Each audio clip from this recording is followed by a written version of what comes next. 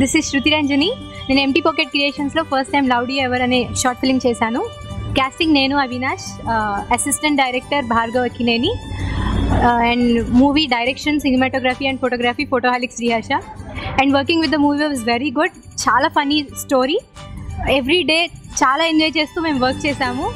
And నేను short ఫిలింలో కొత్త, నేను ఫస్ట్ టైం చేయటం, and everybody was very supportive here. Thank you very much and please watch it.